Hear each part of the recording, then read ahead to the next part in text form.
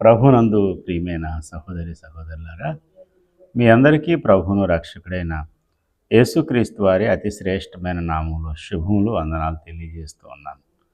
దేవుని పరిశుద్ధ వాక్య భాగంలో నుండి ఒక మాట చదువుకొని కొద్ది నిమిషాలు దేవుని వాక్యాన్ని ధ్యానం చేద్దాం. ఆదికాండం 13వ అధ్యాయము 10వ వచనాన్ని చదువుతున్నాను. లోతు కన్నులెత్తి యొర్దాను ప్రాంతం అంతటినీ చూచెను. యెహోవా సొదొమ గొమొర్రాలను పట్టణములను నాశనము చేయక మునుపు సోయరుకు వచ్చే వరకు అదంతయు యెహోవా తోట వలెను ఐగుప్తు దేశం వలెను నీళ్లు పారు దేశమై ఉండెను.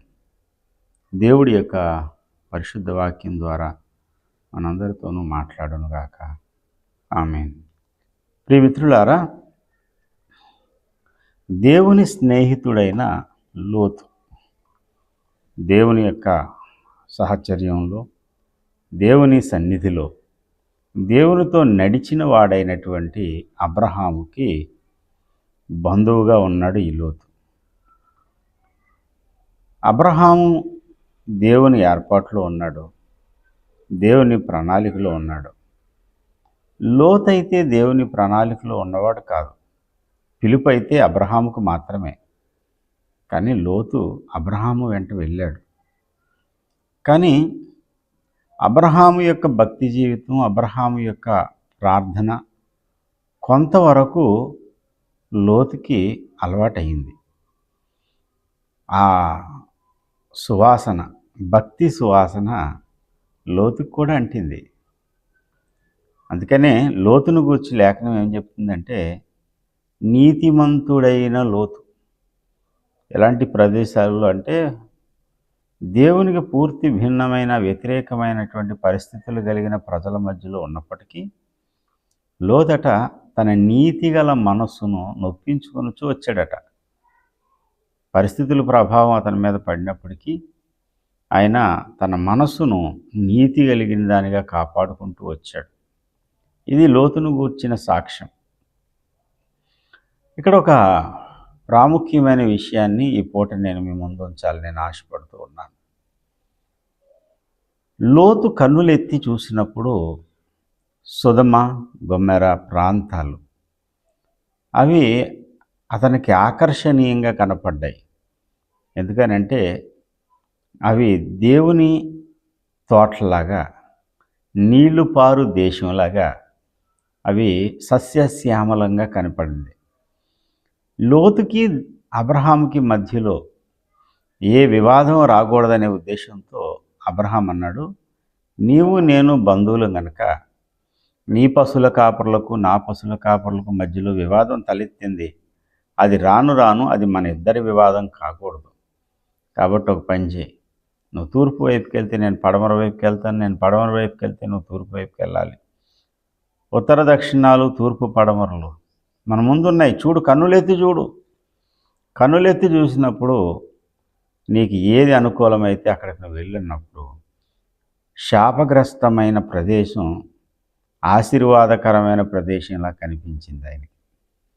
ఈ రోజున మన కన్నులతో మనం చూసిన దాన్ని బట్టి మనం నిర్ణయం చేయొద్దు. మన కళ్ళకు కనిపించినటువంటి అందాలు, మన కళ్ళకు కనిపించినటువంటి సంతోషాలు, ఇవి ఒకనాటికి నీ జీవితానికి భయంకరమైన కష్టానికి కారణం కావచ్చు, శ్రమకు కారణం కావచ్చు. దేవుని తోటలా కనబడినటువంటి ఆ ప్రదేశం, సస్యశ్యామలంగా ఉన్నటువంటి ఆ సొదొమ గొమొర్రా ఒకనాటికి అగ్నిగంధకాలతో కూడినటువంటి ఆ వర్షంతో, దేవుడు కురిపించినటువంటి అగ్ని ప్రళయంతో నాశనం అయిపోయింది. అవును, ఈ లోకంలో నీకు సౌఖ్యం అనిపించేది, సంతోషం అనిపించేది, ఆనందంగా కనిపించేవన్నీ కూడా ఒకనాటికి ప్రమాదకరం కావచ్చు.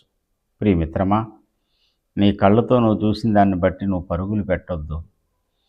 ఏ విషయమైనా సరే మన జీవితంలో ఎదురైనప్పుడు ప్రతిదాన్ని దేవుని పాదాల మీద దగ్గర పెట్టి, ప్రభువా, నేను ఈ పని చేయడం నీ చిత్తమేనా?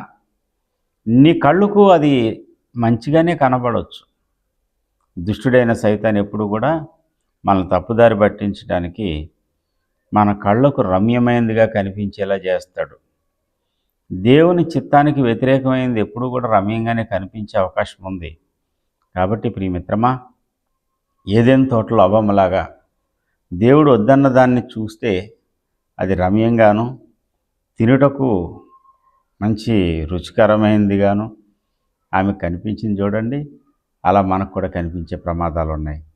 కాబట్టి మన కళ్ళతో మనం చూసేదాన్ని బట్టి జడ్జిమెంట్ ఇవ్వకుండా మోకరించి, ప్రభువా, నేను నడవవలసిన త్రోవలో నన్ను నడిపించు, నీ చిత్తానుసారమైన మార్గం తప్ప మిగిలిన మార్గాలన్నీ మూసేయి అని ప్రార్థన చేస్తే మనం సోదమలోకి వెళ్ళాం, దేవుని చిత్తానుసారమైన స్థలానికి వెళ్తాం.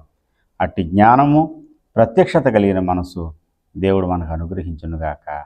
ఆమేన్. May God bless you all.